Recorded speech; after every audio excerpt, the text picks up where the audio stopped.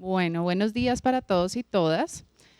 Entonces, bueno, hace un par de días estuvimos con la conferencia Papás y Mamás en Tiempos de Internet, que era básicamente saber cómo acompañar a los niños en el manejo de pantallas, en el manejo de los videojuegos y en general de las TIC, tecnologías de información y comunicaciones. Hoy vamos a estar centrados específicamente en redes sociales. ¿Qué pasa con los niños cuando ingresan a las redes sociales? Yo sé que acá hay papás de niños menores de 13 años que todavía no deberían estar en redes sociales por los términos y condiciones que más adelante les voy a contar.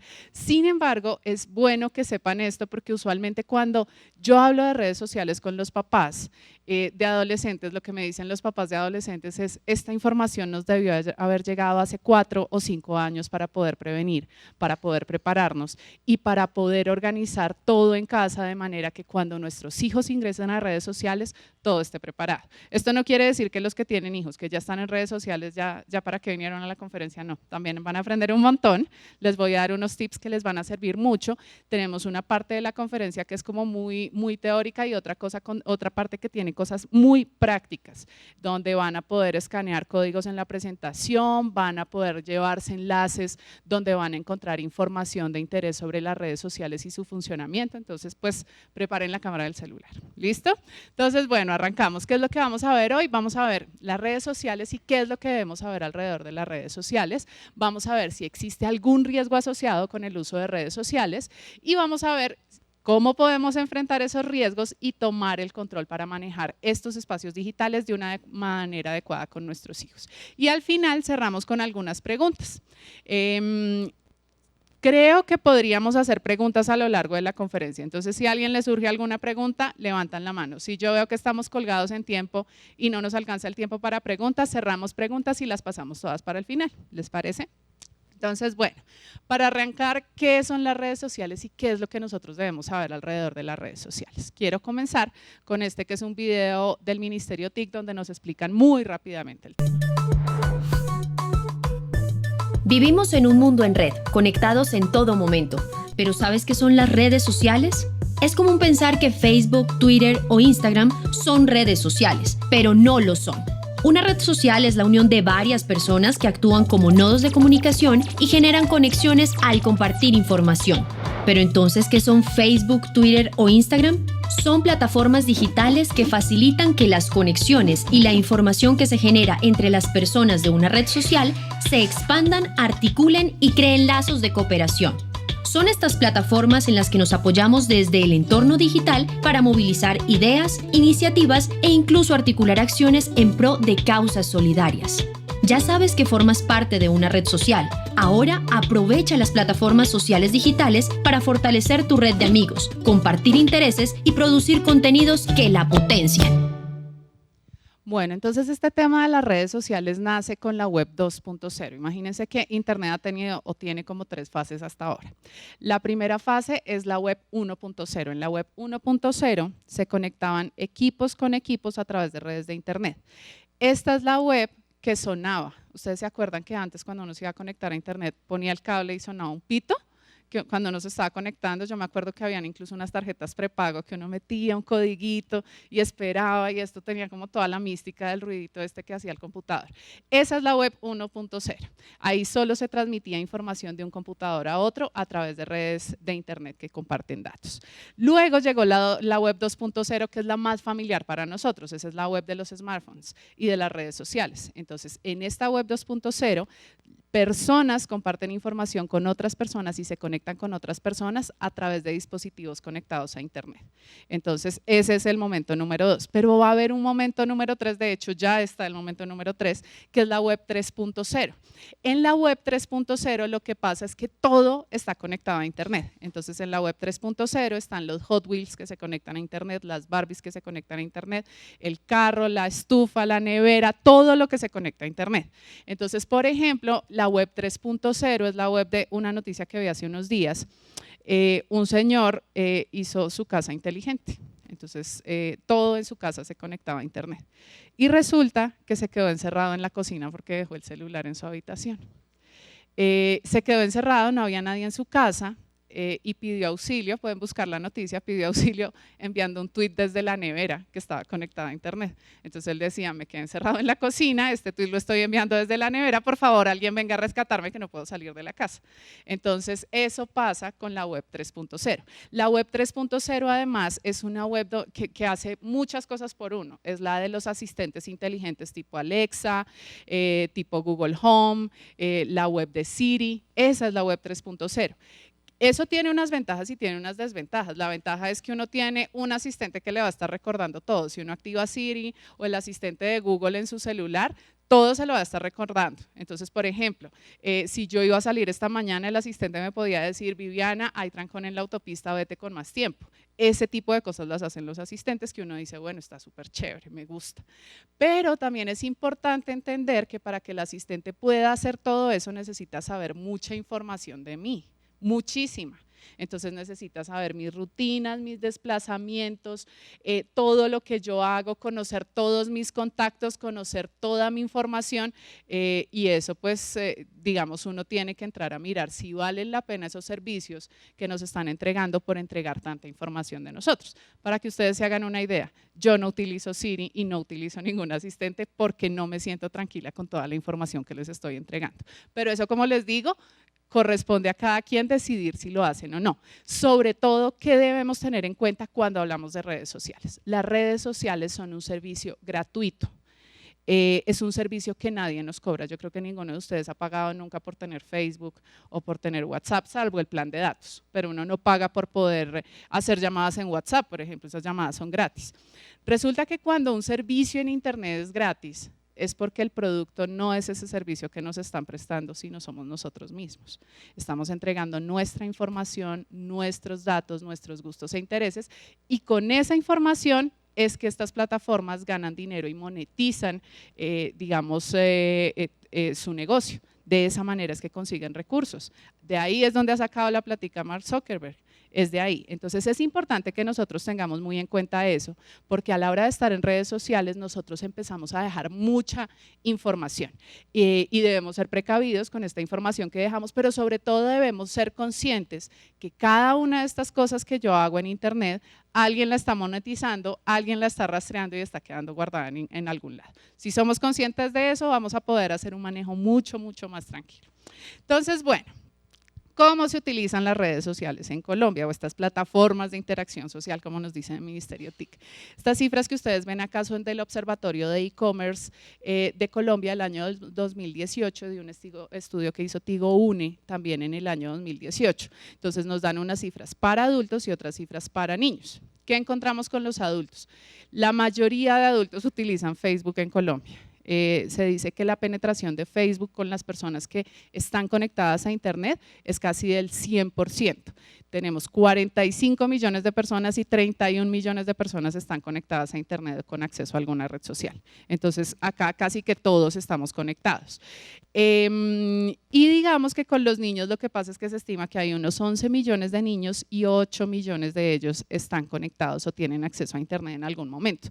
Si uno mira comparativamente, quienes más están conectados con redes sociales son los papás y mamás que los niños. Y uno diría, no, son los niños los que más están conectados, ellos todo el tiempo se la pasan, y no, resulta que las cifras nos están diciendo que no, son más los papás que los niños. Esto tiene unas ventajas, tiene una ventaja competitiva, por ejemplo, y es que como papás ya sabemos cuáles son los entornos digitales en los que se mueven los niños. Tiene también la ventaja de que nosotros estamos antes de que ellos lleguen y vamos a poder prepararlos. Tiene una desventaja, si ustedes miran, acá hay 5 redes sociales y aquí hay un montón. Y hay unos papás que me dicen, uy, no tengo ni idea qué redes sociales son esas, entonces se las voy a decir. Facebook, WhatsApp, esto es otra red social que no está dentro de estas de acá, Facebook Messenger, YouTube, Instagram, Snapchat, Twitter, y no usan red social. Hay un 1% de los niños que definitivamente no usan redes sociales. Entonces, digamos que estas cifras nos dan un poco el panorama de cómo están siendo utilizadas las redes sociales y también nos indican que es un espacio donde debemos empezar a trabajar con nuestros hijos. Las redes sociales primordialmente en Colombia son un espacio que es usado por los adultos, pero donde cada vez están accediendo más niños y cada vez salen nuevas redes sociales donde podemos tener nuevos retos y nuevos desafíos, pero si conocemos conocemos las básicas, estas donde nos estamos moviendo, tenemos la lógica básica para poder manejar estos espacios con nuestros hijos. Entonces, ellos cómo y dónde se están conectando. Resulta que este estudio que les contaba de Tigo Une, una de las cosas que encontró es que los chicos prefieren conectarse inalámbricamente. Estas conexiones por cable, la del pitico, eso ya definitivamente está mandado a recoger. Ellos prefieren una conexión inalámbrica a través de dispositivos que sean propios, que sean de ellos. Esta es la razón por la cual todos los chicos empiezan, ay, cómprame un celular, es que yo quiero tener un celular, pero es que a mí no me sirve un celular cualquiera, yo necesito es el iPhone 10, porque ese es el que me funciona para hacer las tareas, así es como no lo piden y resulta que eso no es tan cierto tampoco. Y además prefieren dispositivos que sean de uso individual. Una cosa, por ejemplo, que está pasando en este momento es que todo el consumo de contenidos migró de ser colectivo a ser individual. Entonces, por ejemplo, cuando nosotros veíamos Betty la Fea, en familia, eran muchas personas viendo una sola pantalla. Pero ahora, por ejemplo, cuando vemos Game of Thrones, nos sentamos a verlo en una pantalla más pequeñita, que es mi pantalla, y yo en mi pantalla veo lo que yo quiera. Yo les contaba el otro día a los papás, hace 2 días que estuve acá, les contaba a los papás que a mi esposo le encanta el fútbol y a mí no me encanta tanto. Entonces, cuando mi esposo quiere ver fútbol, yo le digo, tranquilo, mira todo el fútbol que quieras. Y yo me pongo mis audífonos y me conecto a Netflix o a HBO Go y me pongo a ver mis series, las que a mí me gustan, lo que a mí me gusta, porque además lo que a mí me gusta tampoco le gusta a él. Entonces, eso tiene una ventaja y es que ambos somos felices, vemos lo que queremos, pero tiene la desventaja y es que nos desconectamos. Entonces, estamos en la misma habitación, compartiendo el mismo espacio, pero cada uno está con su mente en otro lugar y no estamos conversando. Entonces, esos son los riesgos que hay que mitigar un poco con este tema de la tecnología y de los dispositivos propios. ¿De dónde se están conectando los chicos? Otro imaginario que hay, que incluso sustentó mucho este tema de este proyecto de ley que de golpe ustedes han escuchado de sacar los celulares de las instituciones educativas, de prohibirlos, es que los chicos se conectan a internet en el colegio y que es en el colegio donde ellos hacen ciberacoso, donde hacen sexting, donde los hostigan. Y resulta que la evidencia nos muestra que eso no es así. Los chicos se conectan principalmente desde su casa. Desde ahí es donde hacen las principales conexiones. Además, ellos no tienen ningún problema en conectarse a través de redes públicas. Entonces, por ejemplo, si hay un Wi-Fi abierto en el centro comercial, en el parque en donde esté el Wi-Fi abierto, ellos se cuelgan de ahí y no hay ningún problema. Esto tiene unas dificultades bastante serias en materia de seguridad y es que cuando yo me cuelgo a un Wi-Fi estoy también abriendo un acceso a mi celular, a que a mi información se pueda acceder y no necesariamente con mi consentimiento. O bueno, yo doy mi consentimiento en el momento que me cuelgo a una red de celular. Entonces sí es importante que los chicos sepan que ese acceso, que colgarme de una red de Wi-Fi no es un acceso en una sola vía donde yo entro y cojo el internet, sino que además alguien puede entrar y coger mi información a cambio de ese internet. Entonces es un tema para que ustedes lo conversen con ellos. Resulta que cuando uno, por ejemplo, va a ver las cifras de delitos como ciberacoso, sexting, todos los temas de sextorsión, de grooming, estos son delitos que no están ocurriendo. Uno dice, si esto ocurriera en el colegio, deberían ocurrir entre 7, 8 de la mañana y como 4 de la tarde, y resulta que no. Las estadísticas nos dicen que estos son delitos que se cometen entre 5 de la tarde y 12 de la noche, o sea, los niños están en sus casas y los fines de semana, o sea, los niños están en sus casas cuando se conectan a través de estos dispositivos. Entonces, bueno, ¿cuáles son las cosas que motivan a los niños en las redes sociales? Los likes son las interacciones más valiosas que pueden tener, o sea, que a un niño le den un corazoncito, esto de verdad es top, es lo mejor que les puede pasar. ¿Qué es lo que pasa? Resulta que cuando se inventaron las redes sociales, quienes se las inventaron no se dieron cuenta de lo que estaban inventando, hasta ahora es que se están dando cuenta, porque resulta que las redes sociales son una herramienta excelente para modificar la conducta. ¿Por qué? Porque estos likes, las caritas, los comentarios, los compartidos, básicamente lo que hacen es que se han convertido en una recompensa social. Entonces hacen que los niños sean capaces de hacer cualquier cosa por tener esa recompensa social. Imagínense que esto ha logrado reemplazar una sonrisa, un abrazo, una felicitación. Lo ha logrado reemplazar y lo ha logrado reemplazar de una manera muy efectiva. Tan efectiva que, por ejemplo, pasan cosas como que si con 10 likes al azar dentro de Facebook, Facebook ya puede saber cuáles son, por ejemplo, mis inclinaciones políticas, religiosas, mis gustos, mis intereses, claramente definido. Entonces, digamos que parte de lo que sucede con el tema de redes sociales es que nosotros, sin saberlo, dejamos demasiada información allí regada sobre nosotros, demasiada.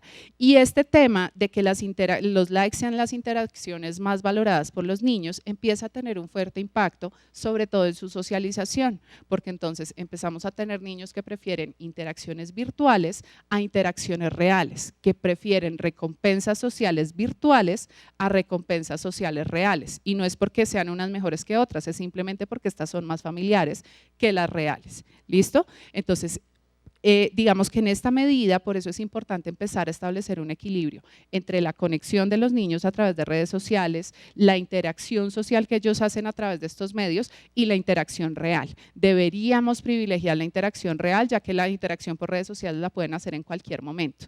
Y la otra, la real, les da unas herramientas a nivel de desarrollo de habilidades sociales que no se la van a dar los medios digitales. Además, lo otro que sucede con los chicos es que sus amigos son en quienes más confían. Entonces, cuando ellos quieren saber de algo relacionado con tecnología o con sus intereses, pues a quién le van a preguntar es a sus amigos. Digamos que una cosa que ha pasado con la llegada de las TIC, tecnologías de información y comunicaciones, es que los adultos dejamos de ser referentes en lo digital.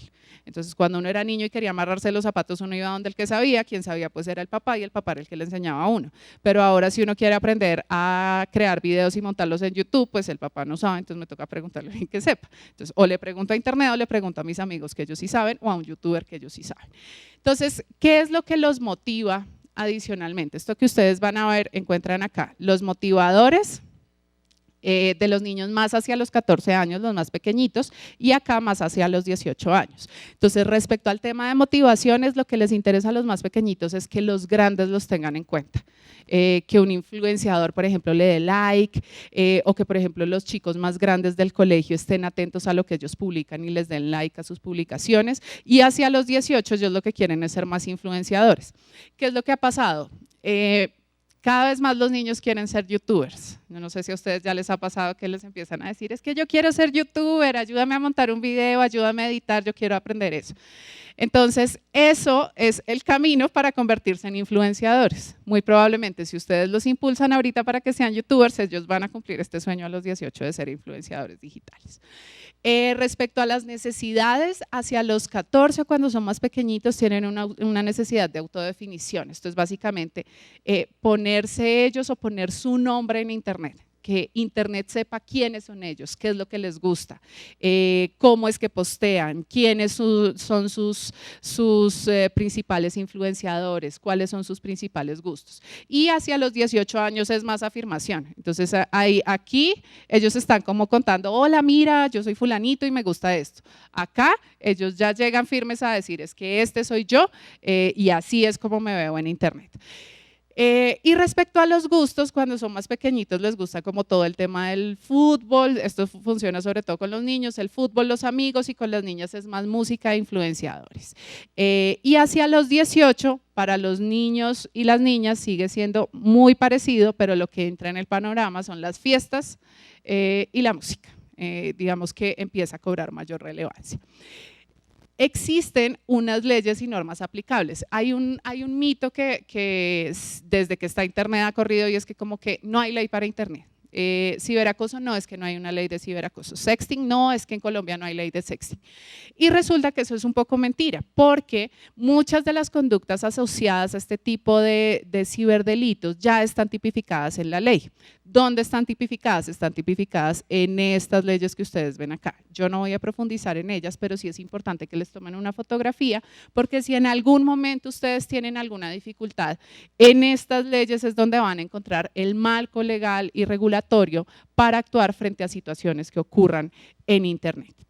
Entonces, bueno, ¿qué otra otro tema deberíamos tener en cuenta, los términos y condiciones de las redes sociales. ¿Qué son los términos y condiciones? Básicamente son como el contrato. Entonces, en este contrato nos definen cuáles son los servicios que se prestan en la red social, cuáles son las conductas penalizadas, cómo se utilizan nuestros datos personales, cómo se maneja la privacidad de la información que nosotros entregamos y también la edad mínima permitida para el uso. Entonces, respecto a este tema de la edad mínima permitida, lo que encontramos es que para estas redes sociales, WhatsApp, YouTube, Messenger, Instagram, Snapchat y Twitter, la edad máxima son 13 años. Perdón, mínima, perdón. La edad mínima son 13 años. Existen otras redes sociales para las cuales también la edad mínima son 13 años. La única que no tiene edad mínima de 13 años es Tinder, que es para mayores de 18. Básicamente porque es una aplicación que lo que hace es buscar relaciones amorosas. Entonces puede ser muy riesgosa para un menor de 18 años, y Facebook, que es para mayores de 14. ¿Por qué se definen estas edades como edades mínimas permitidas? Esto no fue como que un día dijeron, ay, ¿qué edad ponemos? Pongamos 13, así como chévere. No, no es así. Resulta que a los 13 años los niños logran un desarrollo cerebral que les permite hacer ciertas cosas. ¿Qué cosas? Les permite, por ejemplo, discriminar información que es publicitaria de aquella que es de entretenimiento. Entonces, un niño puede saber cuándo se le está vendiendo algo. Solo lo pueden hacer hasta los 13 años. Esto uno dice, no, pero pues no es tan grave, pues a mí no me parece grave. Pero, por ejemplo, en el tema de alimentación sí tiene un impacto muy fuerte, porque, por ejemplo, se ha encontrado que los productos de comida ultraprocesada, el alcohol y el cigarrillo han empezado a migrar a plataformas digitales que son menos reguladas para insertarse en los contenidos que ven los niños, y como los niños no discriminan entre, por ejemplo, si la galleta Oreo salió en un contenido porque alguien se la quiso comer o porque la están promocionando, entonces los niños lo que les queda es como todos comen galletas Oreo y yo tengo que comer galletas Oreo. Entonces, por eso es tan importante ese tema. Otra cosa que pasa a los 13 años es que los niños aprenden a reconocer las señales de que un perfil puede ser falso. Por ejemplo, un perfil que tiene pocas imágenes, un perfil donde no hay información específica de las personas, donde las fotografías que aparecen son en planos muy abiertos. Eso solo lo pueden reconocer hasta después de los 13 años. Y adicionalmente, en esta edad empiezan a reconocer fuentes de confianza. Entonces, saben cuando una fuente es un lugar donde yo puedo encontrar información que es fiable, y saben también cuando hay una fuente que uno dice, no, ese lugar es como medio extraño, yo no voy a confiar en eso que me están diciendo. Eso solo se puede hacer hasta los 13 años. Y es por eso que se establecieron esas edades. Facebook ha decidido ser más restrictivo porque además Facebook permite transmisiones en vivo y permite grupos cerrados. Entonces, por eso elevaron la edad a 14 años. Hay papás que me dicen, Viviana, pero ¿y 13 años no es muy poquito? No deberían entrar más grandes. Entonces, esto depende mucho también de los papás. Digamos que esta es la edad mínima permitida. En este punto el cerebro está listo, o sea, tiene lo que se necesita para interactuar. Pero, ¿qué sucede? Esto también depende mucho de factores culturales y del entorno de los niños. Hay niños que a los 13 años parecen más de 11 que de 13, o parecen más de 15 que de 13. Entonces, dependiendo del nivel de madurez y desarrollo emocional de los niños, también podemos medir este tema. A los 13 tienen el paquete completo para continuar adelante, pero debemos revisar si esas habilidades efectivamente ya están desarrolladas y si nuestros hijos con sus habilidades personales van a estar seguros allí. ¿Cuáles son las conductas que no están permitidas en las redes sociales? Son estas que ustedes ven acá: desnudos o contenido sexual, incitación al odio, acoso, hostigamiento, amenazas, afectar la privacidad de las personas, abuso sexual o violencia contra los niños, contenidos perjudiciales o peligrosos como por ejemplo los retos de internet, contenidos violentos o explícitos, spam o información engañosa, infracción a los derechos de autor, publicar información que no es de mi propiedad intelectual, o suplantación de identidad. Todo eso está penalizado. Entonces, por ejemplo, a veces uno piensa en redes como Instagram o como Twitter, que a veces uno ve unos contenidos que son un poco extraños, o ve personas que publican fotos de perfil o fotografías que parecen más pornografía que fotografías que deberían estar en un perfil. Eso cualquier usuario lo puede reportar, cualquier usuario, son conductas penalizadas. ¿Qué es importante? Que nosotros sepamos qué está penalizado en las redes sociales. Parte de lo que ha pasado con las redes sociales es que no comunicaban qué estaba permitido y qué no. Lo ponían en los términos y condiciones y eso era súper difícil de leer porque si uno se quiere leer los términos y condiciones, divinamente se puede tomar 2 años si tiene varias redes sociales, eso es muy extenso. Entonces, parte de lo que han empezado a hacer es facilitar el acceso a estos términos y condiciones y a estas normas comunitarias, pero requieren que todos los usuarios sepamos qué es lo que no está permitido para que se haga un reporte proactivo. Imagínense que, por ejemplo, solo en YouTube al día se sube, a la hora, esto no es al día, es a la hora, se suben 200.000 horas de video. Entonces, ¿quién ve 200.000 horas de video para saber qué es bueno, qué es malo, qué es para niños, qué no es para niños, qué puede ser ofensivo, qué no puede ser ofensivo? Es muy difícil. Han desarrollado sistemas de inteligencia artificial que intentan hacerlo, pero todavía están muy cortos. Entonces, por eso las redes sociales han migrado a decir cuáles son sus conductas permitidas y penalizadas para que los usuarios también puedan hacer reportes en esos espacios digitales. Entonces, bueno, vamos a ver, ¿existe algún riesgo? Ya cuando uno dice todo lo que está penalizado, uno empieza a suponer que probablemente podría existir un riesgo.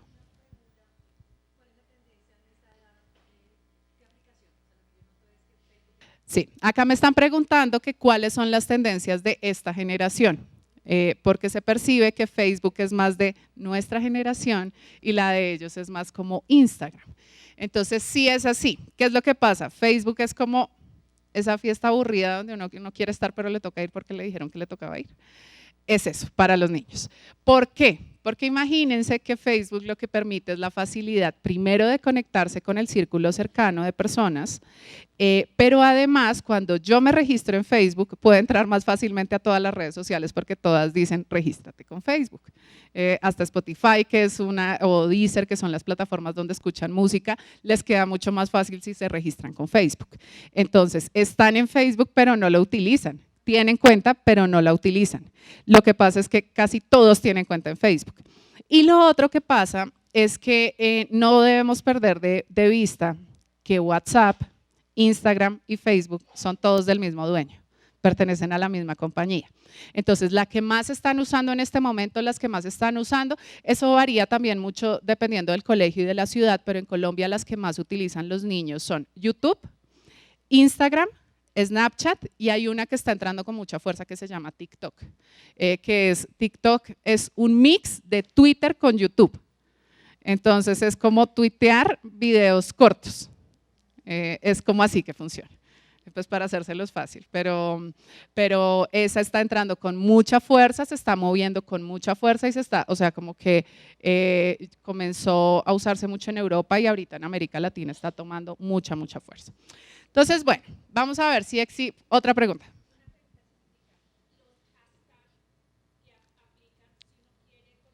Ok, todas las redes sociales tienen estrategias para reportar. Uno a veces piensa que lo único que puede reportar en redes sociales son usuarios abusivos, pero no, se pueden reportar contenidos abusivos y hashtags abusivos y comentarios abusivos. Porque a veces la gente como que hace unos comentarios que uno dice, pues la persona se porta muy bien, pero cuando comenta, pues comenta muy mal. Todo se puede reportar. Usualmente como se hacen los reportes es cuando uno ve la publicación, sale una flechita hacia abajo o 3 punticos en la publicación, en la parte superior derecha. Uno hace clic ahí y hay una opción que dice reportar. Entonces, cuando uno da clic en reportar, va siguiendo las instrucciones. Entonces, puede reportar contenido abusivo, puede reportar violencia, puede reportar abuso a menores, puede reportar desnudos o violaciones a la privacidad. Todo eso se puede reportar y se hace realmente muy fácil.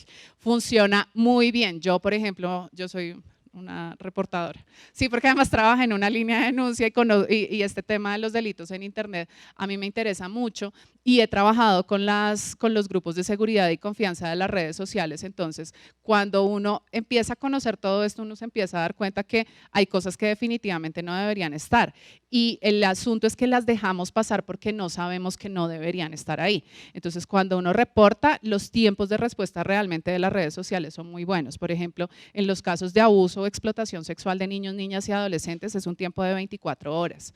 Que yo me acuerdo cuando comencé a hacer ese tipo de reportes se podía podían tomar hasta 8 días y en este momento ya están en 24 horas. Hay otros que son más por contenido ofensivo o spam, que eso sí tardan un poco más de tiempo, se están tomando entre 4 y 5 días. Pero además las redes sociales, cuando uno reporta, le informan.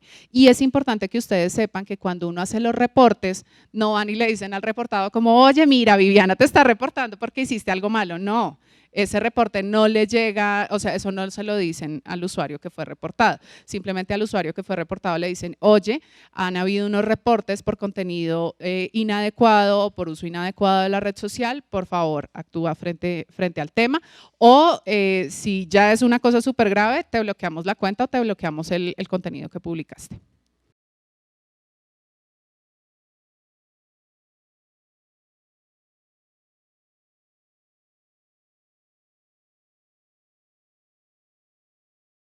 Bueno, entonces lo que sucede es que los videojuegos con la web 2.0 empezaron a tener un componente social. Entonces, uno antes decía, no, el niño está jugando lo más de juicioso ahí en la consola y está solito. Pues no, ahora se pueden conectar en partidas donde pueden haber hasta 1000 personas conectadas. 1000 personas que además cuando, por ejemplo, uno conversa con los gamers, hay gamers adultos que dicen, yo estaba jugando con alguien que era muy bueno, y luego me puse a conversar con él y cuando me di cuenta, esta persona que era muy buena, que yo no pensaba, que no sabía qué edad tenía, pues resultó ser un niño de 9 años. Entonces, y es una preocupación de los gamers adultos. Entonces, digamos que los videojuegos sí se han empezado a considerar redes sociales. Las plataformas de videojuego que tienen componente social también tienen mecanismos de reporte. Esto también se puede reportar. Y ahí funciona mucho mejor el componente de penalización porque es que como son gamers quienes están ahí, que suspendan a un gamer en una partida es devastador. Entonces funcionan mucho mejor. ¿Qué es importante que conozcamos? Primero, que se pueden hacer los reportes, que estas conductas penalizadas también aplican para los videojuegos y que ese reporte se haga. Sobre todo es muy importante tener en cuenta o que como papás tengamos en cuenta que cuando un niño está jugando videojuegos ahora no es como jugar videojuegos antes. Yo me acuerdo que cuando yo era niña, cuando compraron la primera consola, solo tenía un control. Entonces éramos como 5 primos y el que jugaba con el control y los demás haciéndole barra. Eso ya no pasa. Ahora cada quien tiene su consola y se puede conectar. Y son muchos niños jugando, aun cuando yo vea a mi hijo, a mi hija, solos allí. Entonces, esto para que lo tengamos muy en cuenta, en los videojuegos también aplica este tema de redes sociales.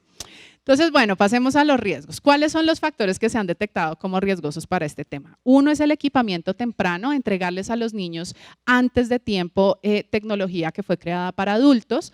Falta de acompañamiento por parte de los adultos cuando utilizan esta tecnología, que los niños accedan sin ningún tipo de supervisión, es decir, sin un control parental, sin un filtrado de contenidos, sin que estemos conversando con ellos acerca de lo que hacen y un bajo nivel de conexión con adultos de confianza. Entonces, si yo tengo niños que no me hablan cuando yo estoy con ellos en la casa cara a cara, que no confían en mí, esos niños van a estar necesariamente en riesgo en redes sociales y en la vida real también. Entonces, bueno, ¿cuáles son las categorías de riesgo? Existen 3 categorías grandes donde se pueden clasificar los diferentes riesgos que corren los niños en Internet y redes sociales. Una son los contenidos, que es lo que ellos ven cuando están navegando en Internet. Otra tiene que ver con los contactos, que es las personas con las cuales interactúan cuando navegan en Internet, y finalmente las conductas, que es lo que hacen cuando navegan en Internet. Entonces, dentro de los tipos de riesgos, yo les hablaba del tema de contenidos. Entonces, dentro de este tema de contenidos, tenemos contenidos como la pornografía, los materiales de abuso sexual, contenidos violentos o contenidos que incitan a la autolesión. Acá también están, por ejemplo, los retos de Internet.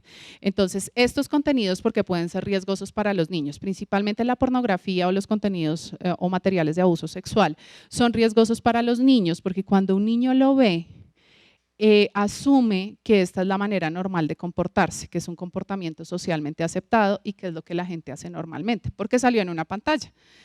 Entonces, esto los vuelve más susceptibles al abuso sexual. Automáticamente se aumenta la susceptibilidad de los niños al abuso sexual. Es uno de los riesgos. Otro de los riesgos que hay es que imagínense que la pornografía tiene un procesamiento cerebral bastante particular. Resulta que la pornografía se procesa en una primera instancia con algo que nosotros tenemos que se llama como el cerebro reptiliano. Ese es el cerebro con el que sentimos hambre y sueño, donde están todos los instintos. Entonces, cuando una persona, un ser humano, ve pornografía, la procesa el cerebro reptiliano y sale todo el repertorio biológico de la sexualidad. Entonces, puede una persona sentir gusto por esto, sentir excitación por esto. El problema con los niños es que ese repertorio se activa, pero ellos todavía no tienen una segunda capa en el cerebro, que es el lóbulo prefrontal, que es el que le da sentido a muchas de esas cosas que tenemos y el que autorregula, el que contiene y el que conceptualiza. Entonces, como ellos no pueden nombrar esto, como no pueden entenderlo, pero además están sintiendo, entran como en una contradicción, y hay muchos niños que se enganchan a ver estos contenidos y cuando uno habla con ellos, lo que ellos dicen es: yo no sé por qué lo estaba mirando, pero lo que sé es que no puedo parar de verlo. Y se ha empezado a detectar que una de las, digamos, se ha empezado a generar como una especie de adicción o dependencia a pornografía, básicamente porque los niños o las personas son expuestas a edades muy tempranas a este tipo de contenidos. Entonces, sí es muy importante proteger a los niños de este tipo de contenidos. ¿Eso cómo se hace? Fácil, con un filtro de contenidos, que es básicamente como una funcionalidad que traen los controles parentales o los sistemas de protección para Internet. Entonces, bueno, les voy a presentar este video en TIC Confío, que nos explica un poco más el tema, específicamente de los contenidos de abuso y explotación sexual que circulan por redes sociales. Lados oscuros de Internet. Hay millones de fotos y videos de menores de edad en contextos o situaciones sexuales. No es que sea muy divertido hablar sobre este tema, pero hay una cosa que deberíamos entender y es que muchos podemos estar ayudando a que exista el problema. Empecemos con una aclaración. No está bien hablar de pornografía infantil. La pornografía es un negocio entre adultos que requiere de consentimiento, o sea, un acuerdo entre las personas involucradas. Pero un menor de edad legalmente no puede dar su consentimiento para que se utilicen imágenes suyas con carga sexual. Entonces, para referirnos a los contenidos donde aparecen menores de edad, necesitamos usar un nombre un poco más largo pero más apropiado: material de abuso sexual infantil. Desde un punto de vista legal, siempre que aparece un menor de edad en este tipo de contenidos, el solo hecho de que esas imágenes existan implica que el menor es la víctima de un abuso. Ahora, hagamos la pregunta: ¿de dónde salen todos estos contenidos? Pues por un lado están las personas que producen y consumen material de abuso sexual infantil intencionalmente, a pesar de que se trata de una práctica ilegal y deplorable. Pero por otro lado hay muchas personas que sin saberlo contribuyen a que existan este tipo de contenidos. Entonces, bueno, digamos que dentro de las personas que sin saberlo contribuyen a que existan este tipo de contenidos, encontramos también a los niños. Una práctica que es frecuente en los niños, que ahorita se las voy a presentar, es todo el tema de sexting, que es básicamente tomarse fotografías con contenido sexual explícito o sin ropa. Cuando uno habla con los niños que han hecho sexting, los niños lo que dicen es que a mí nadie me dijo que uno no se puede tomar fotos sin ropa. Entonces, una cosa que deberíamos decirle a los niños es: uno no se toma fotos sin ropa y no se las manda a nadie, y mucho menos si está presionado. No se vale que te presionen para hacer ese tipo de cosas. En la segunda categoría de riesgo encontramos el grooming, que este video ahorita se los va a explicar mejor, la sextorsión, que es cuando una persona chantajea a otra persona a cambio de no publicar información personal, que usualmente es información de tipo sexual, y le solicita a cambio dinero o la producción de más contenidos de tipo sexual. Y es algo que suele ocurrir con niños. Y finalmente los grupos cerrados en redes sociales. Estos son grupos que puede generar cualquier usuario de redes sociales donde se requiere validación de acceso. Entonces, si uno quiere acceder, alguien le tiene que aprobar que entre. Entonces, con los niños resulta particularmente riesgoso, porque si un niño entra a un grupo cerrado, el papá o mamá, para poder hacer seguimiento, va a necesitar que el administrador lo apruebe, y eso a veces no pasa. O sea, hay grupos donde definitivamente un papá no pasaría. Entonces, por eso pueden ser muy riesgosos. Por esto es importante hablar con los niños, revisar, y si ellos tienen dentro de los grupos de pertenencia algún grupo que sea de carácter cerrado, conversar con ellos y decirles que deben ser cuidadosos, porque en estos grupos podrían presentarse retos. En estos grupos es donde surgen los retos de Internet, donde empiezan a viralizarse.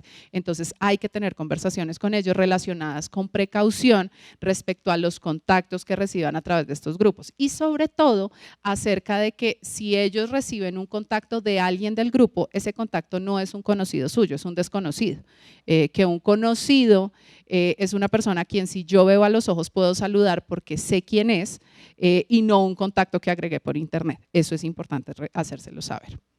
Todo el mundo ha escuchado alguna vez la historia de Caperucita Roja. La niña sale a casa de la abuela para hacerle un mandado a su madre y en el camino la intercepta un lobo. Al principio todos son favores y consejos, pero luego, disfrazándose de su abuela, el lobo se la traga. Finalmente, en una escena bastante sangrienta, un leñador con un hacha le abre la barriga al lobo y la rescata. Como suele ocurrir con las fábulas, esta historia tiene un paralelo en el mundo moderno. Hay lobos por ahí que también se disfrazan para ganarse la confianza de las niñas y los niños, pero en este caso el disfraz es digital. Los lobos son adultos que crean perfiles falsos en redes sociales y se dedican a chatear con menores de edad. Este fenómeno se conoce como el grooming. Algunas veces lo que el lobo quiere son fotos y videos con algún contenido sexual, algo que pueda vender en el mercado negro. Sin embargo, la mayoría de las veces buscan abusar sexualmente de sus víctimas o arrastrarlas a redes de tráfico de personas. Por supuesto, el grooming es uno de esos temas horribles en los que nadie quiere pensar, pero es importante saber que este tipo de cosas existen. La idea no es entrar en pánico y dejar de usar las redes sociales, la idea es entender este fenómeno para que no le pase a nadie. ¿Y qué es lo que hay que entender? Pues resulta que el grooming se basa esencialmente en dos tácticas. Una es el engaño y la otra el chantaje. El engaño ocurre cuando el lobo se disfraza. En redes sociales, él se hace pasar por una persona joven y la víctima del grooming cree que está hablando con un posible novio o con un amigo, pero no con un abusador. Y por su parte, el chantaje se trata de conseguir algún tipo de información para amenazar a la víctima. De manera que la dinámica se vuelve siempre la misma. Si no haces esto o aquello, voy a publicar la foto que me mandaste o le voy a contar a tus amigos y a tu familia lo que me dijiste el otro día. Entonces, ¿qué debe hacer uno en estos casos? Muchos ya saben qué es el... Perdón, voy a dejarlo por ahí. Hay un tema y es que el grooming venía siendo usualmente un engaño donde al niño se le decía que hay otro niño que quiere hacerse amigo de él o de ella. Pero lo que ha pasado en los últimos años, aproximadamente en los últimos 3 años, es que las personas que hacen grooming ya le están diciendo a los niños, oye, es que yo tengo 30 y tantos, pero tú a mí me gustas mucho, así tengas 12 o 13, y yo quiero ser tu novio. Lo que hay de muy grave en esto es que hay niños o niñas que si es un tipo de 30 y tantos, dicen como, wow, se enamoró de mí, y es la inocencia de los niños. Entonces, sí es muy importante hablar con los niños acerca de que estos amores que aparecen por internet cuando uno todavía no tiene 18 años son muy riesgosos, y sobre todo hablar con ellos acerca de que uno no debe establecer encuentros personales con gente que conoció a través de internet, porque pueden ser altamente riesgosos. ¿Qué pasa acá? Nosotros con los niños más pequeñitos les decimos definitivamente y por nada del mundo te encuentras con alguien que hayas conocido en internet. Los adolescentes, como a partir de los 16 años, 15, 16 años, son más dados a decir, bueno, pues es que lo conocí por internet porque es amigo de una amiga y yo lo quiero conocer y nos vamos a encontrar todos, vamos a salir el fin de semana al centro comercial o vamos a ir a cine. Entonces, con los adolescentes, los más grandes, lo que hay que empezar a decir es, ok, si tú vas a salir, primero no te vas solo, segundo, siempre me avisas, siempre estás en contacto conmigo y van a un lugar público donde si algo llega a salir mal, tú puedas saber qué hacer. Y en ese tú puedas saber qué hacer, tenemos que decirle, buscas a un celador, buscas a un policía, me llamas, te encierras en un baño y me marcas y miramos a ver qué podemos hacer. Pero hay que tener todo un plan para este tema, porque si no, los niños cuando estén expuestos a este tema no van a saber qué hacer. ¿Listo?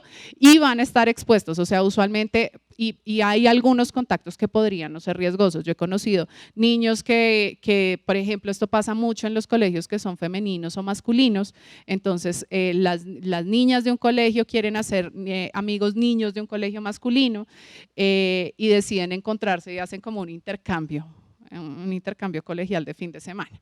Y así funciona bien y es una cosa que no se sale de control, pero finalmente ellos en un principio eran desconocidos. Esto pasa, como les digo, más hacia la adolescencia, pero uno sí debe ser muy precavido porque los niños no necesariamente y los adolescentes no necesariamente están en la capacidad de discriminar cuando un contacto de estos puede ser inocuo o cuando puede ser muy riesgoso.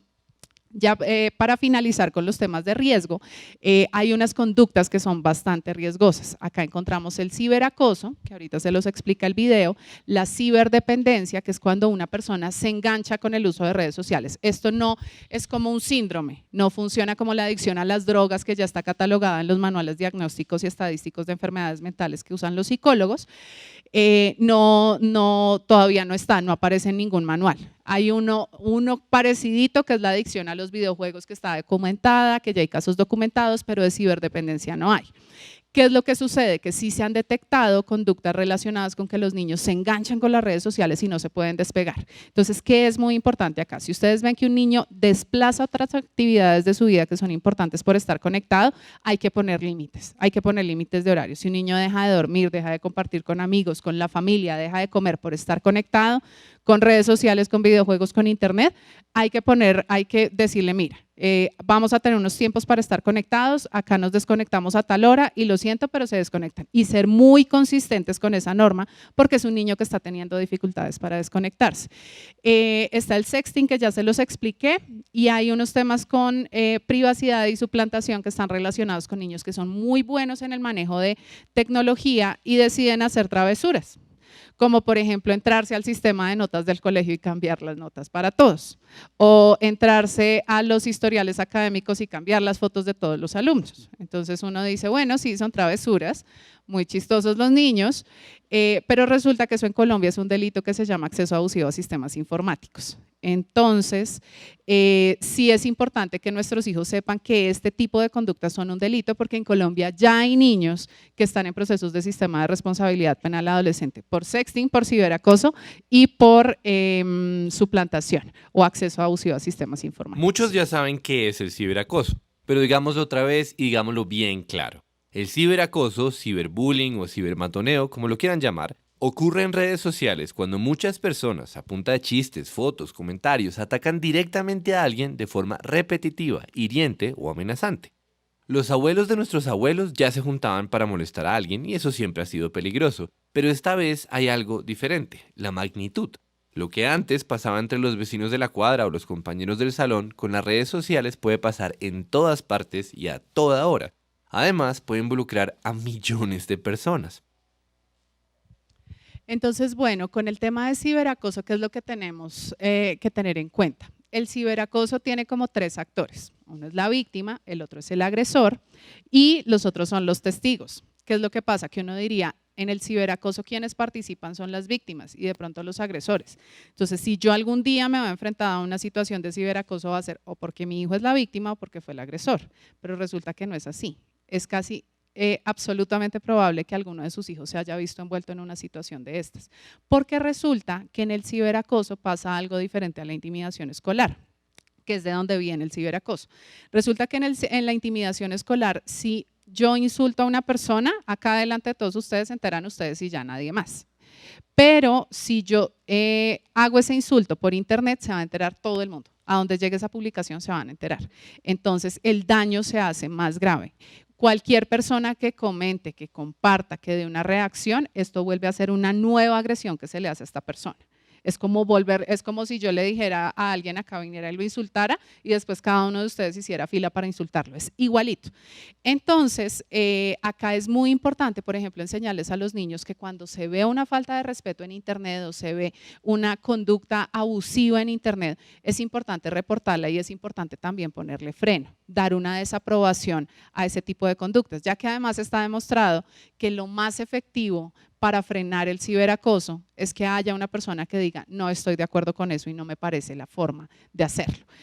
Tan pronto esto pasa, baja automáticamente el nivel de agresividad dentro de estos contextos. Entonces sí es importante que los niños sepan que así ellos no sean la víctima o no sean el agredido, no actuar de una manera favorable hacia este tipo de conductas puede ayudar muchísimo a las víctimas.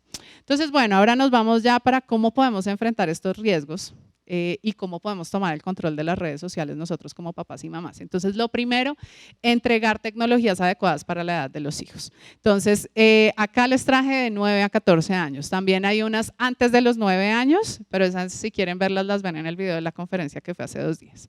Entonces, a los 9 años los chicos ya pueden entrar a internet con acompañamiento permanente. No deberían estar sin acompañamiento en internet. ¿Cómo se hace ese acompañamiento? A través de los controles parentales. Que vienen para instalar en los dispositivos, se pueden instalar bajándolos de las tiendas de aplicaciones, vienen con los sistemas operativos, con los sistemas de antivirus, vienen instalados nativamente en las consolas de videojuegos y adicionalmente se pueden pedir al proveedor de servicios de internet.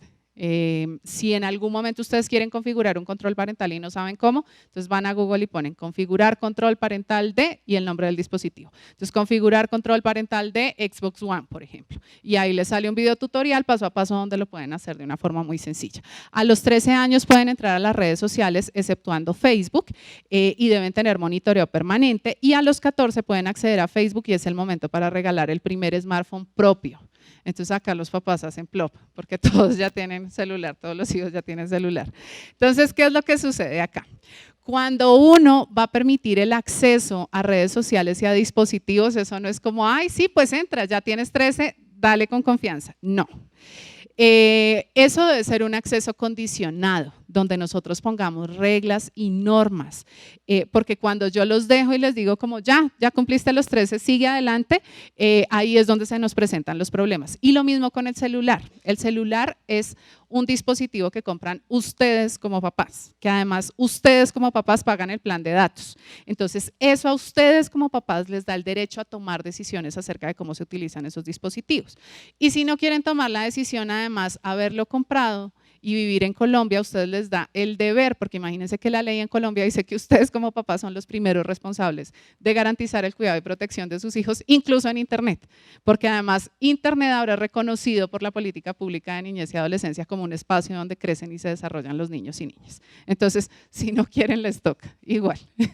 Entonces, esa entrega se debe hacer condicionada. ¿Qué condiciones podrían funcionarles? Por ejemplo, ustedes como papás tienen derecho a conocer el PIN de desbloqueo o el patrón de desbloqueo del celular y pueden verlo cuando ustedes quieran, sin previo anuncio. El día que ustedes quieran lo pueden ver. Y eso, si ustedes lo dicen antes de entregar el celular, se cumple, porque ustedes ponen al niño a que tome una decisión y a que desarrolle su autonomía digital. Entonces ustedes les dicen como, mira, te entrego el celular con la regla de que yo tengo que conocer el PIN de desbloqueo, el patrón de desbloqueo. Si no, no te lo entrego. Entonces dime tú, ¿lo quieres o no lo quieres? Y ellos les van a decir, bueno, pues sí lo quiero el celular, no importa qué tenga que hacer. Pero ya aceptaron la norma y ya se comprometen con el cumplimiento. Cosas como, no se admite borrar chats ni historiales. Si yo me doy cuenta que se han borrado chats o historiales, va a haber una consecuencia por eso relacionada con el no uso del dispositivo o reducir el acceso a internet. ¿Por qué se debe poner esa regla? Porque es que los niños a veces quieren ocultar cosas y lo que hacen es borrar. Entonces es importante decir, pues no se admite borrar. Si tienes que borrar algo, pues fue porque lo hiciste mal y si sabes que hiciste algo mal, pues tienes que reflexionar al respecto.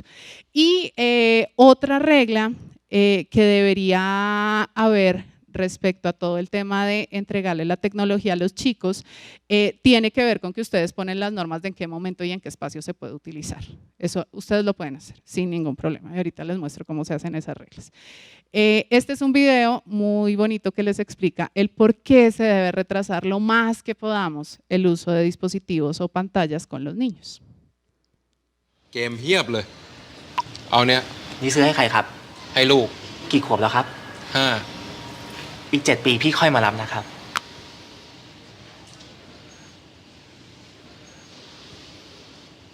ยังไง 12 ปี เป็นอายุที่เหมาะสมในการเล่นแท็บเล็ตครับ และช่วงที่เขายังเล็กอยู่ ผมอยากให้เขาได้ใช้ชีวิตอยู่กับพี่ ได้รู้จักความอบอุ่น ความรัก ก่อนที่เขาจะกลายเป็นหุ่นยนต์ครับ รอหน่อย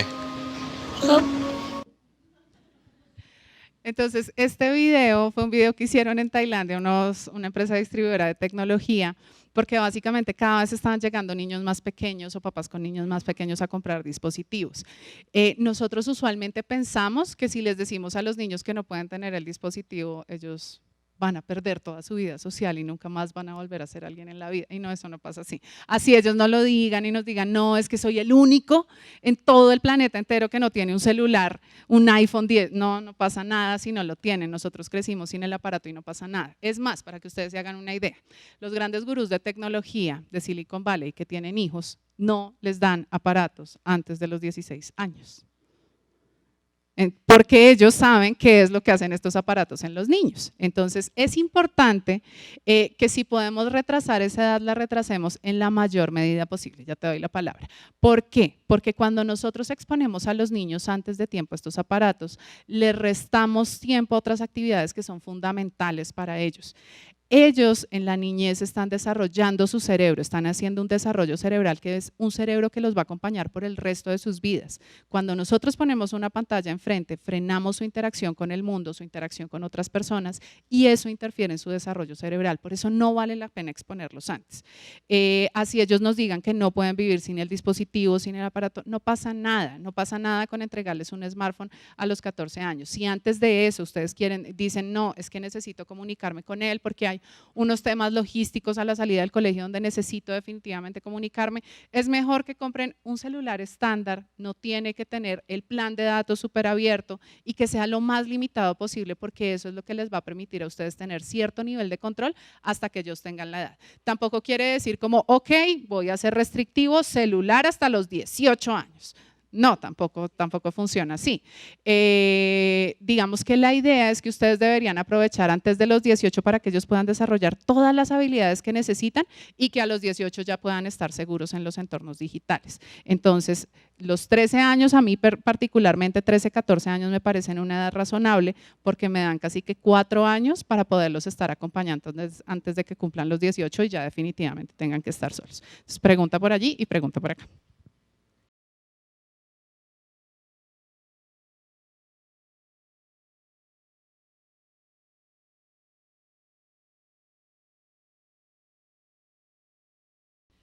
Ahí hay como dos cosas que se pueden hacer. Una es por el lado de modelarles. Los niños, el principal mecanismo de aprendizaje que tienen es viendo, ellos ven e imitan lo que ven.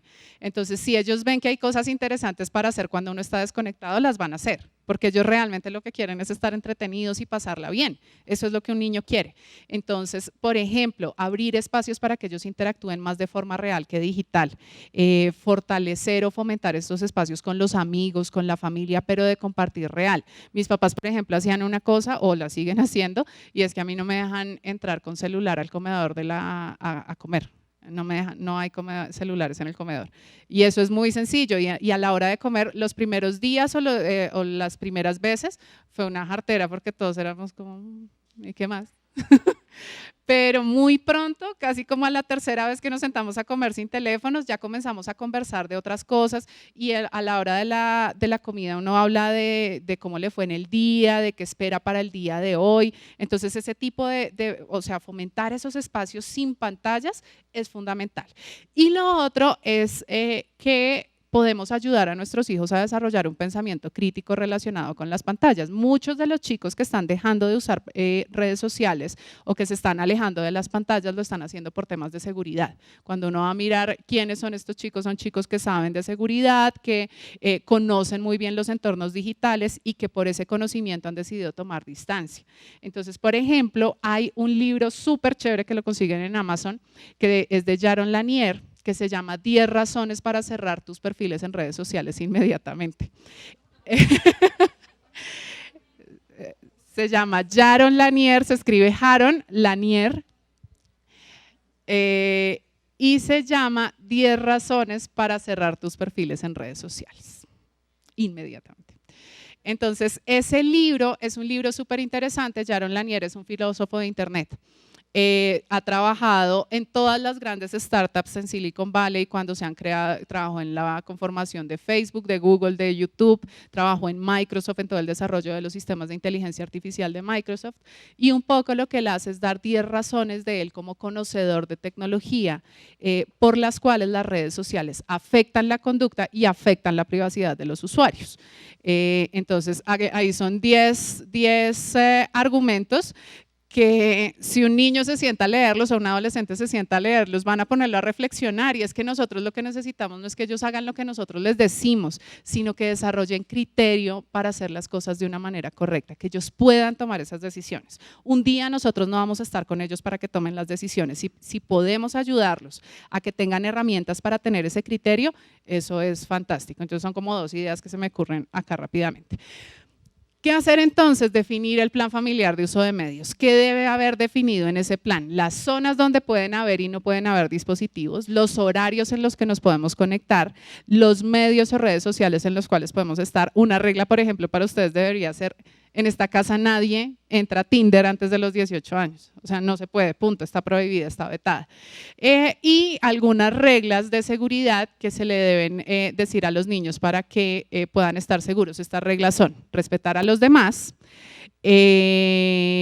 no establecer encuentros personales con gente que conocimos en internet, desconfiar de los desconocidos, no entregar información personal a través de internet y contarles siempre a un adulto de confianza si algo nos hace sentir tristes, incómodos u ofendidos. Esas 3 palabras son fundamentales. ¿Cómo lo pueden hacer fácil? Si escanean ese código o entran a esa página. La Academia Americana de Pediatría tiene un sistema paso a paso para que ustedes escriban el plan. Tiene una calculadora de tiempo de uso de medios digitales para los niños. Entonces ustedes ponen el nombre del niño, la edad del niño, qué hace el niño cuando se conecta, y la plataforma les dice cuánto tiempo ese niño puede utilizar los teléfonos. Y acá pueden diseñar el plan. Una vez generen el plan, que es súper importante que ustedes lo conversen con los niños. Entonces los niños le van a decir: no, esto 1 hora de internet todos los días, eso es muy poquito, yo quiero 5. No porque ustedes lo conversen con los niños van a hacer lo que los niños les digan, los papás son ustedes, entonces ustedes hacen lo mejor para los niños. Entonces ustedes les pueden decir: sí, yo entiendo que tú te quieras conectar más tiempo, lo que pasa es que el plan, por el uso que tú haces, la edad que tú tienes y por el cerebro que tienes, dice que es 1 hora. Entonces vamos a dejarlo en 1 hora, y si te va bien conforme vayas creciendo lo vamos aumentando, no tienes ningún problema con eso. Igual este plan es algo que vamos a poder ajustar en el tiempo y vamos a poder ir acomodando en la medida que tú vas creciendo y vas desarrollando habilidades. Sí es importante, sobre todo a partir de los 9 años, conversar el plan con los niños. Les van a salir cosas como: bueno, entonces si yo me desconecto a las 8, tú también te desconectas a las 8, porque tú te la pasas conectado todo el tiempo. Si yo no entro el celular al comedor de la casa, entonces tú tampoco lo entras porque tú te la pasas hablando todo el tiempo.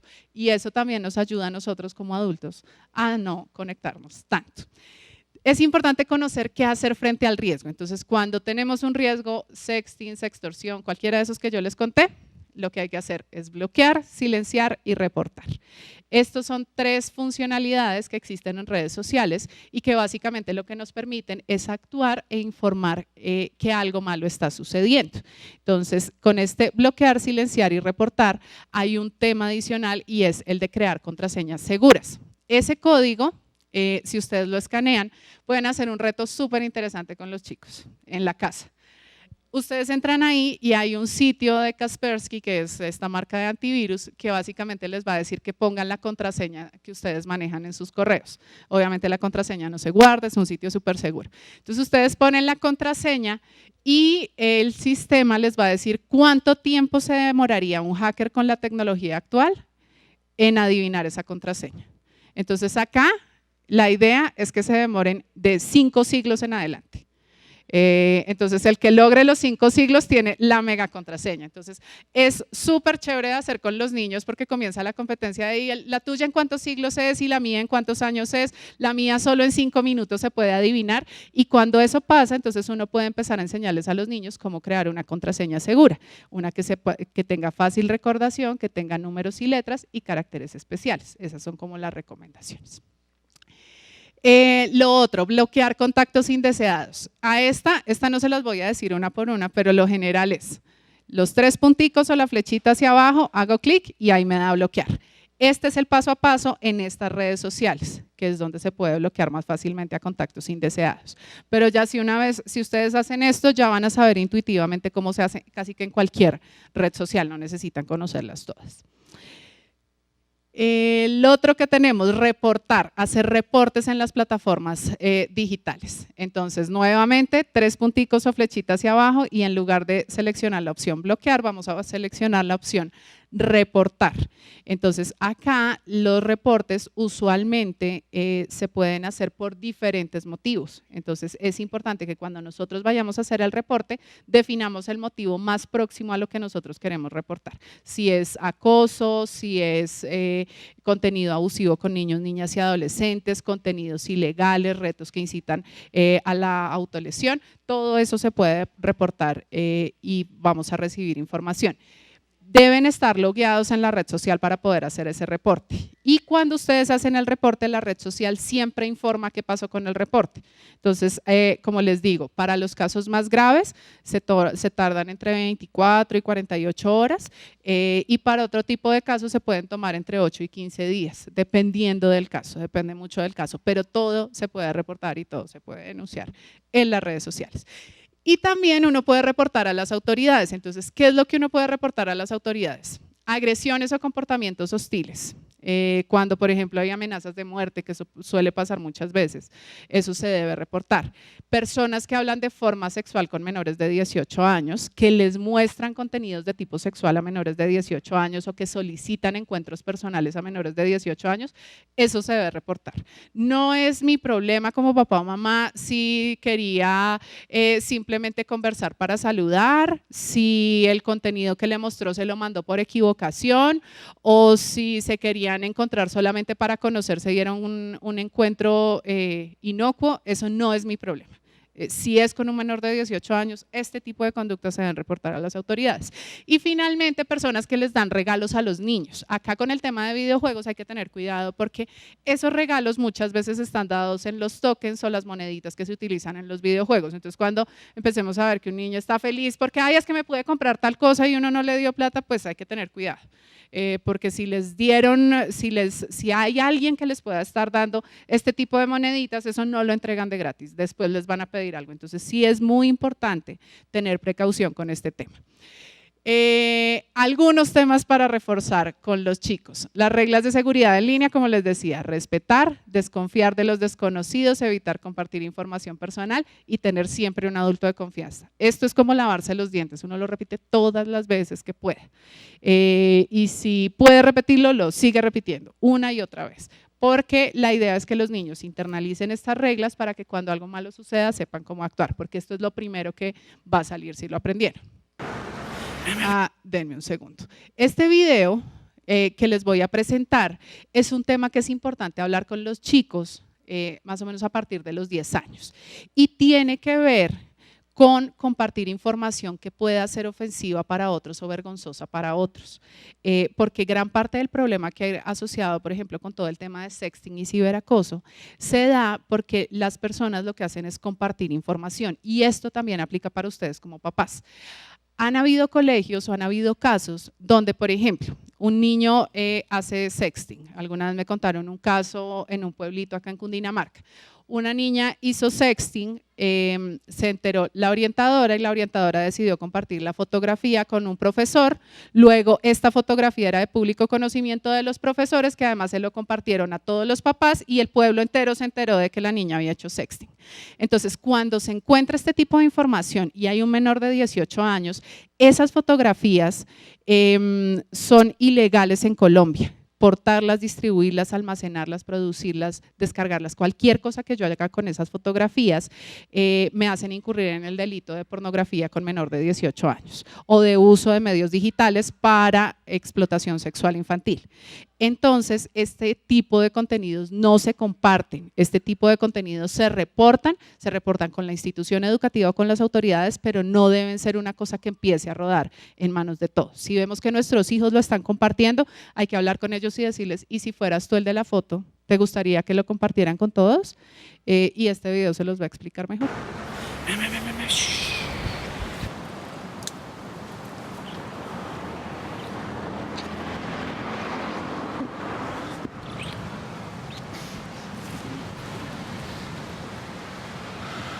Son las 6 de la mañana. En 10 minutos el video va a estar circulando en todas las redes sociales. A las 9:30 Mari me va a avisar que sus amigos lo vieron y lo reenviaron a todos sus grupos de WhatsApp. Para el mediodía la mitad de mi facultad lo va a estar viendo, comentando y compartiendo. Y a la tarde le va a llegar a mi hermano chico. Y un par de horas después a los compañeros del fútbol de papá. Y cuando se lo muestren, mirá, tu nena. Mi mamá no lo va a poder creer. 3 días después va a salir la noticia en el diario. Lo van a comentar en la radio y en algún programa de televisión. El video del verano. Y cuando me reintegre al trabajo, todos me van a mirar y van a comentar en secreto, como si yo no me diera cuenta. Ahora me van a empezar a acosar tipos desconocidos en Facebook. Me van a gritar y me van a parar en la calle. Hasta el verano que viene la gente va a hablar del video sin ni siquiera conocerme. ¿Y vos? ¿Vos vas a ser parte?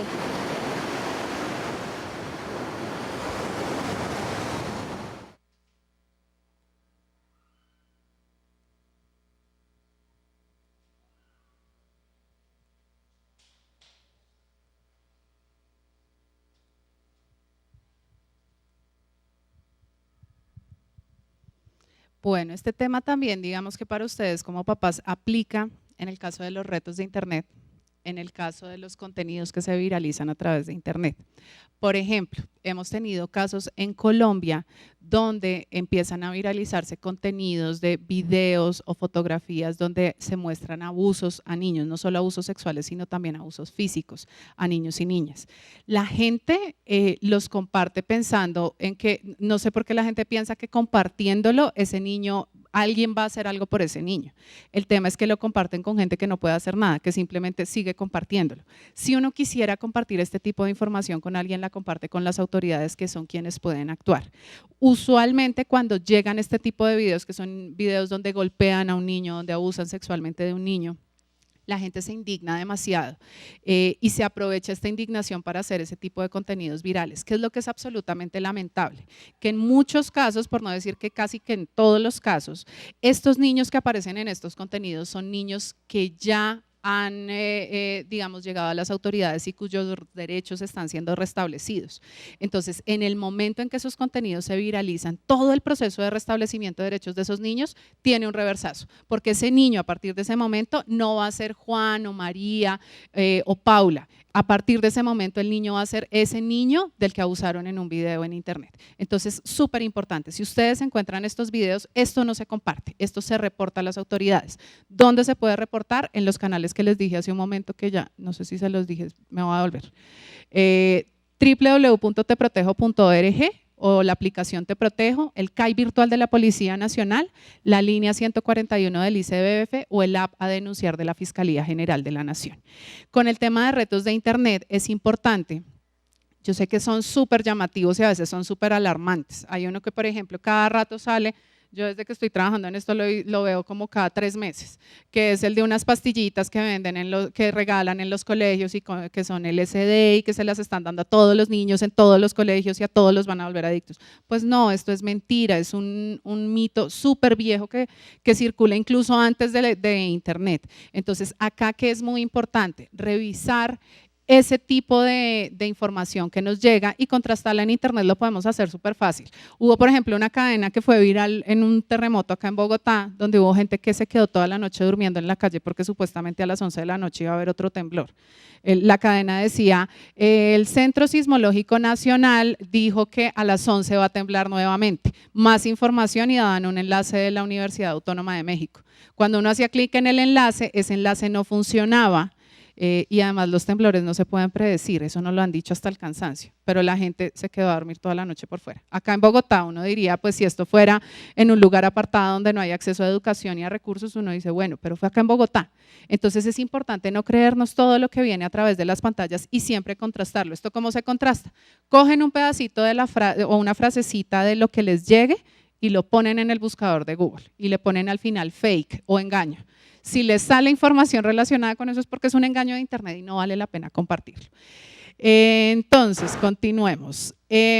Las plataformas de sus hijos. ¿Se acuerdan que yo les contaba que las plataformas están haciendo un esfuerzo muy grande para que la gente pueda conocerlas? Entonces, estas URLs que ustedes encuentran acá son las guías rápidas para que ustedes puedan entender las diferentes plataformas digitales, cómo funcionan. Simplemente ingresan a ese enlace y van a encontrar el acceso a padres. Esto uno lo puede hacer buscando en internet, Centro de Seguridad Familiar de Google, Centro de Seguridad Familiar de Facebook. Pero aquí yo les hice la tarea fácil, simplemente entran a esa URL y ya van a encontrar toda la información. Ahí encuentran los términos y condiciones explicados para papás, que pueden hacer si, por ejemplo, sus hijos accedieron sin su consentimiento a las redes sociales y cómo pueden bloquear ese tipo de perfiles. Pueden acceder a una cantidad de información que va a ser muy útil. Ya para finalizar, es importante que recuerden que ustedes lo que hacen como papás y mamás es apoyar a sus hijos para que desarrollen autonomía digital. Su rol no es prohibir, su rol no es restringir, su rol es desarrollar autonomía. Que deban restringir, establecer normas y prohibir algunas cosas para ayudar a desarrollar esa autonomía es otra cosa, pero ustedes tienen como rol fundamental ayudar a sus hijos a ser autónomos. Lo otro es, en lugar de juzgarlos, es mejor que se acerquen a ellos. Hay muchos papás que dicen, no, es que esos youtubers son terribles, solo dicen groserías, eso es horrible, cada uno peor que el otro, y resulta que no. Una cosa que a mí me pasó una vez con un niño que asistió a una de mis conferencias fue que el niño llegó y me dijo como Viviana, es que yo quiero saber tú qué tienes contra los youtubers. Y yo le dije, no, pues yo nada, a mí me caen bien, de hecho sigo a varios. Y me decía, ¿sabes qué es lo que pasa? Que es que mis papás no me dejan ver a mi youtuber favorito, que yo no me acuerdo cómo se llamaba. Y entonces a mí eso no me gusta y yo quiero saber por qué no me dejan ver a mi youtuber favorito. Le dije, ¿ellos te han dicho por qué? Me dijo, sí, es que ellos dicen que dice muchas groserías. Le dije, ¿y eso es cierto? Me dijo, sí. Sí, él dice groserías. Le dije, ¿cuánto dura un video de este youtuber? Me dijo, dura más o menos 10 minutos. Le dije, ok, de los 10 minutos, ¿cuánto tiempo dice groserías? Como unos 8 o 9. Y yo, ok. Entonces le dije, ¿a ti no te parece que cada vez que ves un video de este youtuber estás perdiendo como entre 8 y 9 minutos de tu tiempo? Y me dijo, sí, eso yo nunca lo había pensado. Le dije, ok, ¿tú tienes hermanos más pequeñitos que tú? Me dijo, sí, yo tengo una hermanita de 6 años. Y yo le dije, ¿tú dejarías que tu hermanita de 6 años viera ese video o videos de ese youtuber? Pero ¿cómo se te ocurre si no es que dice un montón de groserías, Viviana? No se puede. Y yo le dije, ok, eso mismo es lo que les pasa a tus papás. Entonces, ¿qué es lo que pasa con estos papás? Que le han dicho que no, pero no le han explicado el por qué no se han sentado a conversar con él acerca del por qué no. Y con otros chicos también me ha pasado que los papás dicen que los youtubers son terribles y son chicos que están viendo unos youtubers que son muy interesantes. Entonces sí es importante primero que ustedes averigüen cuál es el youtuber favorito de sus hijos o el influencer favorito de sus hijos o el canal de YouTube favorito de sus hijos y se tomen el tiempo de verse un videito, así les parezca harto, así les parezca eterno, así no entiendan la mitad, véanselo, porque eso les va a dar información útil para conversar con ellos. Háganles saber que ustedes están disponibles para ellos, que no importa cuán vergonzoso sea, que no importa cuán grave parezca, ustedes van a estar ahí, los van a apoyar y se van a poner del lado de ellos. Denles un buen ejemplo en el uso de la tecnología. No hay nada peor que decirles que hagan una cosa y que ustedes hagan otra totalmente diferente. Si algo les faltó por hacer hasta este punto, si hoy ustedes se enteran de información nueva de algo que estaban haciendo mal o que podrían mejorar, pueden hacerlo en este momento. Los cambios se pueden hacer en cualquier momento. Muchos papás me dicen como, y si ya le embarré, ya le di el celular, era como le digo que no. Pues diciéndole que no, que hoy se enteraron que hay una nueva información y que por el bien de ellos es mejor echar reversa. ¿Que va a ser difícil? Sí, puede que sí sea difícil, pero es por el bienestar de ellos y es mucho mejor. Existen muchas herramientas que se pueden utilizar para facilitar ese proceso. Las reglas y condiciones no se cumplen solas. No porque hayan términos y condiciones en las redes sociales, entonces eso ya se cumplió, porque todo el mundo, eso querría decir que acá en Colombia todo el mundo cumpliría la ley simplemente porque ya está escrita y eso no pasa. Eso requiere acompañamiento adulto para que se pueda hacer realidad, entonces es importante que acompañen. Y cuando hagan ese acompañamiento, háganlo sin hackear. Hay papás que me dicen, yo soy ingeniero de sistemas y como mi hijo no me ha querido dar la contraseña del Facebook, yo se la puedo hackear. Y pues técnicamente sí se puede. La Corte Suprema de Justicia acá en Colombia emitió una sentencia donde dice que los papás pueden acceder a las redes de sus hijos para garantizar su protección integral, como un mecanismo de emergencia, no como un mecanismo de acompañamiento. Entonces, cuando yo accedo de esta manera es porque algo malo podría suceder y tengo que hacerlo como una emergencia. Es como cuando, no sé, hay una casa que se está incendiando y rompen la puerta. Ahí se puede hacer, pero si yo hoy la rompo sin que haya un incendio, pues estoy cometiendo un delito. Pasa exactamente lo mismo. Entonces, cuando yo hackeo la cuenta de un hijo mío para saber qué está viendo, o cuando accedo a su información sin su consentimiento, ¿qué es lo que le estoy enseñando? ¿Es eso lo que yo le quiero enseñar a mis hijos? Si la respuesta es no, pues lo mejor es acompañar de otras maneras. ¿Cómo puede uno acompañarlos? Siguiéndolos en las redes sociales que usan, siguiendo a los youtubers que ellos les gustan, a los influenciadores que les gustan, viendo cosas de esos productores de contenidos y entendiendo qué es lo que hacen. Cuando yo vaya a retroalimentar a mis hijos, o sea, yo los sigo en digital. Entonces abro un perfil en Instagram y los sigo y le puedo dar likes, eso está permitido, no a todas las fotos, no cada vez que publiquen, sino a ciertas cosas. Digan como voy a darle a una sí y a 5 no, para que no parezca como tan hostigante la cosa. Pueden hacer ese seguimiento digital, pero la retroalimentación debe ser real. Por nada del mundo vayan a hacer cosas como publicar en el Instagram, María Paula, me haces el favor y retiras inmediatamente esta foto de acá y si no vamos a tener problemas cuando llegues a la casa, porque si no, los van a bloquear, fijo. Entonces, cuando llegue a la casa, ustedes le dicen, María Paula, ¿por qué publicaste esa foto? Puede ser riesgosa. Te voy a pedir que por favor la elimines. No vuelvas a publicar fotos en vestido de baño en el Instagram que tienes público, porque puede ser riesgoso, te podría pasar algo. Entonces, así ellos aprenden y empiezan a regular su conducta. Y finalmente, enséñenles que no todo se debe compartir, no todo se debe publicar y sobre todo que las mejores selfies se toman con la ropa puesta, que uno no se toma fotos sin ropa y menos si está siendo presionado para ello. Entonces, pues bueno, hasta acá llegamos. No sé si tengan preguntas, dudas, inquietudes. Mil gracias por haberse tomado el tiempo para venir hoy acá y los escucho.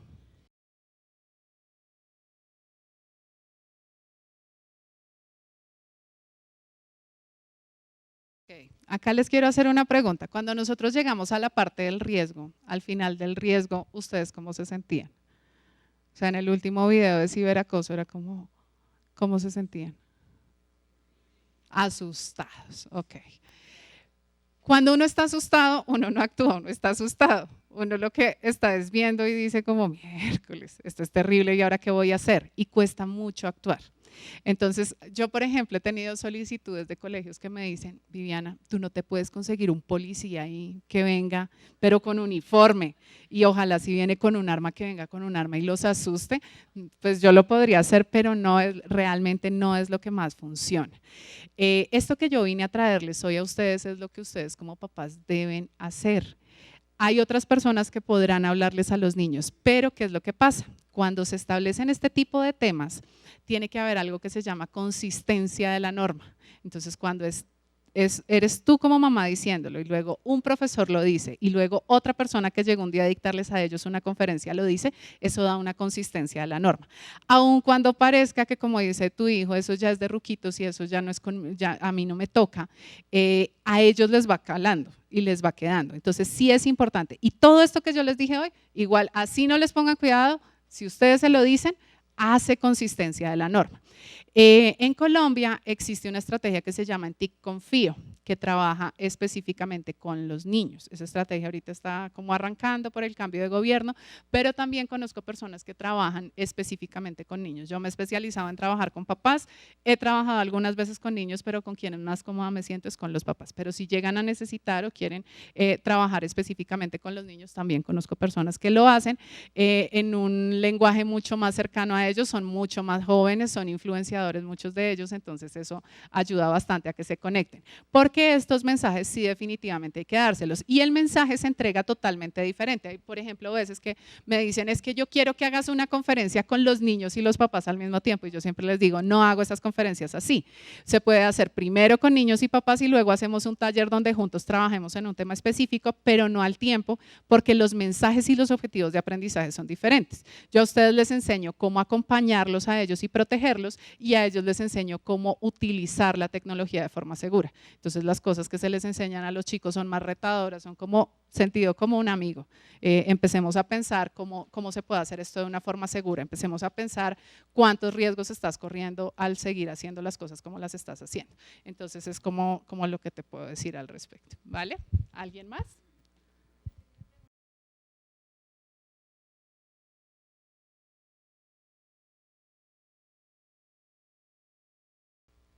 Particularmente con Instagram. Instagram, de hecho, en esa URL que yo les dejé para conocer más de Instagram, hay un apartado específico relacionado con la autoimagen y la percepción de la imagen corporal de los niños en Instagram y de las personas en Instagram. ¿Por qué? Porque lo que pasa es que como esta red social es principalmente gráfica, entonces parte de lo que se ha detectado es que los niños que tienen un uso frecuente de la plataforma empiezan a tener alteraciones en su autoconcepto relacionadas con todos son mejores que yo o yo tengo que ser como todos ellos y como se ven todos ellos. Entonces sí se han empezado a detectar algunas alteraciones, esas alteraciones no comenzaron con Instagram, comenzaron con Facebook, que era el primer lugar donde se posteaban como fotografías de este tipo, pero sí se generan unos efectos en los niños relacionados con que cuando uno ve algo en una pantalla, uno tiende a compararlo con la vida real. Tiende a compararlo con la vida real. Y los niños en esa comparación pueden empezar a ver afectada su autoestima y su autoconcepto. También se han encontrado evidencias relacionadas con que Instagram tiene un efecto particular en personas que han tenido trastornos de alimentación, niños que han tenido trastornos de alimentación y que puede influir de cierta manera hacia la aceleración del trastorno de alimentación. No quiere decir que yo era normal, mi vida era feliz y un día abrí Instagram y me volví anoréxico bulímico, no funciona así, sino que si yo, por ejemplo, tengo un problema con mi autoconcepto, estoy pasando por dificultades como ansiedad o depresión y además estoy empezando a modificar mi alimentación porque me siento mal con mi cuerpo y abro Instagram y empiezo a seguir influencers que hablan de este tema o abro YouTube y empiezo a seguir youtubers que hablan de este tema, se me puede acelerar el proceso de desarrollo de un trastorno. Es un poco más complejo, pero sí existe una relación y hay evidencia científica que la soporta, sobre todo con niños, niñas y adolescentes y particularmente con mujeres. ¿Listo?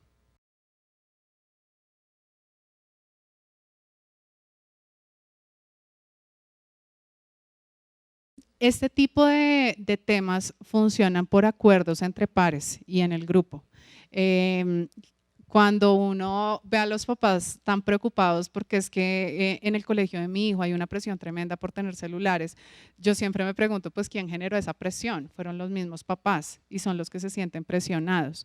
Entonces, sí es importante que se conozcan este tipo de reglas y de normas y de recomendaciones porque eso permite empezar a establecer acuerdos y facilita algo. Yo entiendo, por ejemplo, esto que tú decías, como que sea alguien de afuera el que viene y lo dice porque es más fácil decir, no, es que en este colegio los celulares se entregan a los 14 porque un día Viviana vino y ella dijo que tocaba a los 14. No soy yo quisiera entregarlos antes, pero como Viviana dijo, pues entonces toca después de los 14.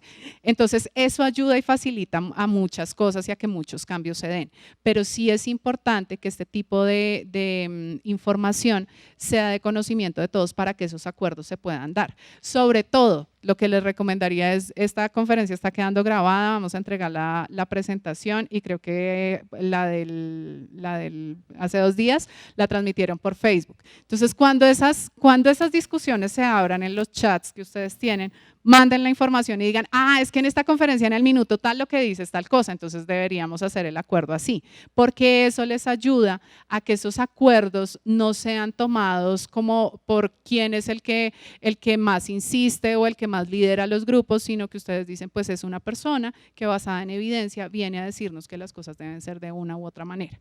Entonces eso podría ayudarles mucho. Y en ese tema de compartir, acuérdense, hoy estamos hablando de redes sociales, uno de los grandes potenciales que tienen las redes sociales es ayudar a cambiar cosas.